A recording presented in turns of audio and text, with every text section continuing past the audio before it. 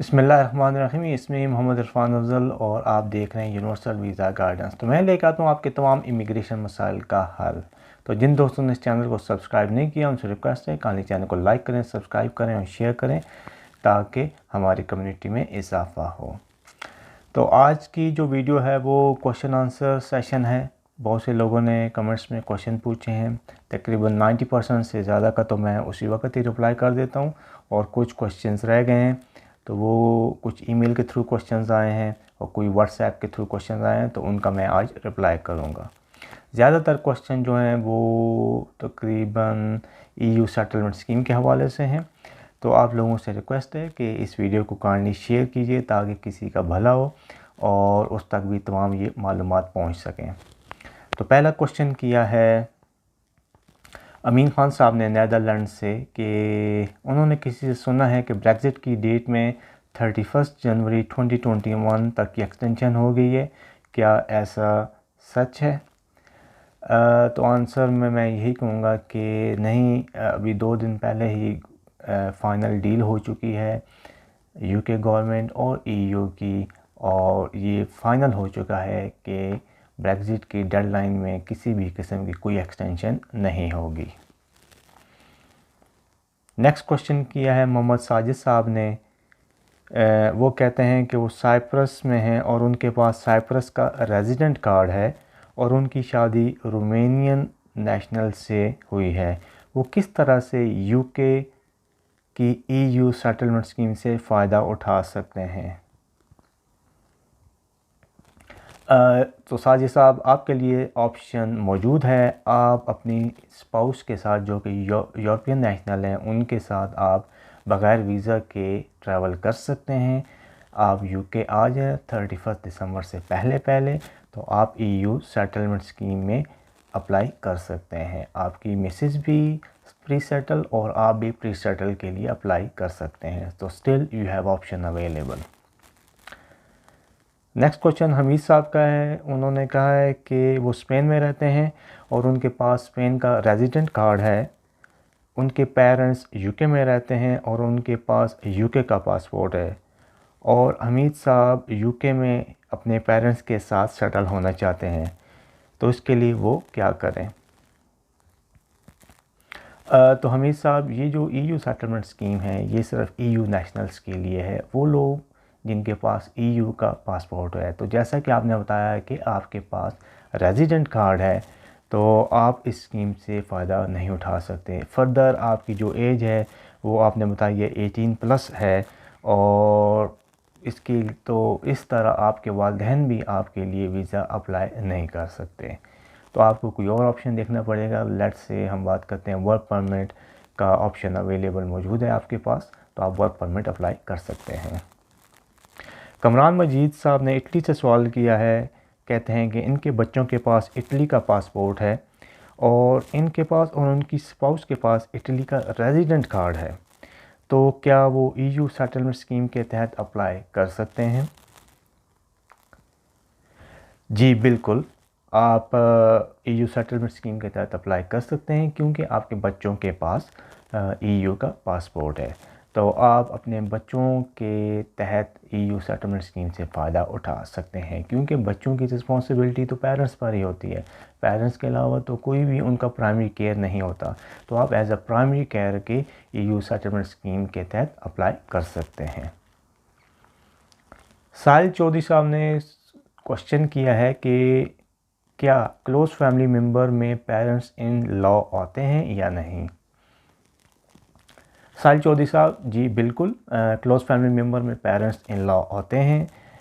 Close family member में spouse, kids of the spouse, उसके अलावा पेरेंट्स, ग्रैंड चाइल्ड और आपके पेरेंट्स और आपकी स्पाउस के पेरेंट्स दोनों आते हैं, तो आप उनके लिए अप्लाई कर सकते हैं।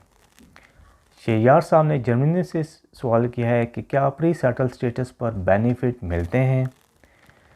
शेयार साहब, आपका क्वेश्चन बहुत अच्छा है। हाल ही में कोर्ट ऑफ अपील ने यह फ़ैसला दिया है कि जो लोग प्री सेटल के लिए अप्लाई करते हैं वो तमाम किस्म के बेनिफिट के लिए अहल हैं।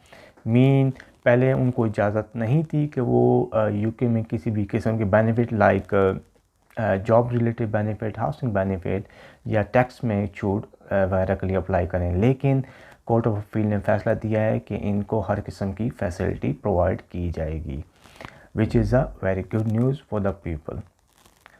मलिक जान साहब का क्वेश्चन है कि वो इटालियन नेशनल हैं और उनके पास प्री सेटल स्टेटस है, वो अपने भाई को यूके बुलाना चाहते हैं, तो उनके लिए क्या ऑप्शन है। जी मलिक जान साहब, आप अपने भाई को बुला सकते हैं, लेकिन उसके लिए आपको 2 कंडीशन पूरी करनी पड़ेंगी। एक तो आपको रिलेशनशिप प्रूफ करना पड़ेगा, सेकंड आपको फाइनेंशियल डिपेंडेंसी प्रूफ करनी पड़ेगी कि आपका भाई आप पर फाइनेंशियल डिपेंडेंट है और आप हर महीने बाकायदगी के साथ उनको पैसे भिजवाते हैं। मीन किसी भी किस्म का ब्रेक नहीं होना चाहिए। इसमें मैं आपको मज़ीद ये बताता जाऊँ कि यूके आने से पहले भी आप जो जिस वक्त आप इटली में थे तब भी आप पैसे भिजवाते थे और यूके आने के बाद भी पैसे भिजवा रहे हैं। मीन बीच में कोई ब्रेक नहीं आना चाहिए, तो आप उसके लिए अप्लाई कर सकते हैं, लेकिन टाइम बहुत कम है। 31 December 2020 is the deadline to apply for extended family visa.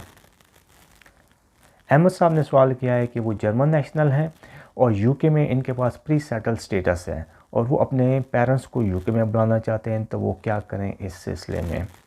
जी बिल्कुल अहमद साहब, आप अपने पेरेंट्स को यूके में सेटलमेंट वीज़ा पर बुला सकते हैं। इसके लिए आपको EU settlement scheme family permit के थ्रू अप्लाई करना पड़ेगा और मैं आपको सजेस्ट करूंगा कि आप as soon as possible apply करें, क्योंकि होम ऑफिस इन दोनों जो पेरेंट्स की फाइनेंशियल डिपेंडेंसी है उसको इग्नोर कर रहे हैं। सिर्फ रिलेशनशिप आपने प्रूव करना है, तो काइंडली आपसे यही रिक्वेस्ट है कि as soon as possible apply करें। मीरब खान साहब का क्वेश्चन है कि अगर वो यूके आ जाते हैं तो वो प्री सेटल स्टेटस के लिए रेजिडेंसी का प्रूफ कैसे दें। जी बहुत अच्छा क्वेश्चन किया है। आजकल ये क्वेश्चन बहुत ही ज़्यादा कमेंट्स बॉक्स में भी आता है यूट्यूब में, तो इसके लिए रेजिडेंसी प्रूफ के लिए आपको बहुत ही सिंपल सा प्रूफ चाहिए। आपको फ़्लाइट टिकट चाहिए, जिस फ़्लाइट के थ्रू आएँ हैं, या अगर आप फेरी के थ्रू आएँ तो उसका टिकट चाहिए। इसके अलावा आप अगर होटल की बुकिंग करवा लेते हैं यूके में एक दिन के लिए तो वो भी काफ़ी है।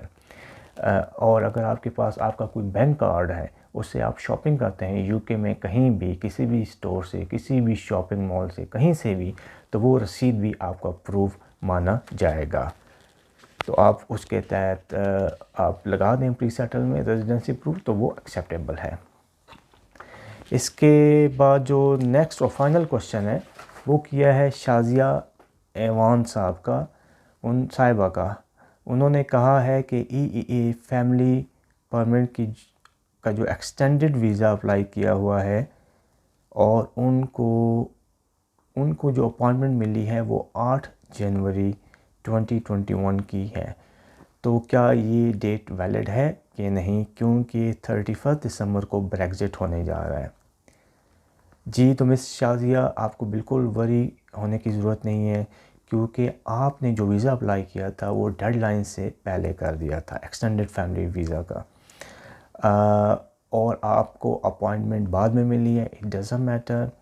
अगर तो आपका वीज़ा खुदा न खास्ता रिफ्यूज़ भी हो जाता है, फिर भी आपकी जो अपील होगी वो EU लॉज के अंडर ही आएगी। मीन आप बहुत लकी हैं कि आपने वीज़ा पहले अप्लाई कर दिया। अगर अपॉइंटमेंट आपको लेट भी मिलती है, 31 दिसंबर के बाद भी मिलती है, 2 महीने बाद, 3 महीने बाद, 4 महीने बाद, whatever date you got appointment, it doesn't affect your case. I hope for the best. तो ये था आज का question answer session. I hope कि आपको ये वीडियो पसंद आई होगी। अगर आपका मज़ीद भी कोई क्वेश्चन है तो काइंडली मुझसे आप क्वेश्चन कर सकते हैं, मैं आपका रिप्लाई करूँगा। वीडियो ख़त्म करने से पहले आप लोगों से हम्बल रिक्वेस्ट है काइंडली चैनल को सब्सक्राइब करें और वीडियो को लाइक करना ना भूलें।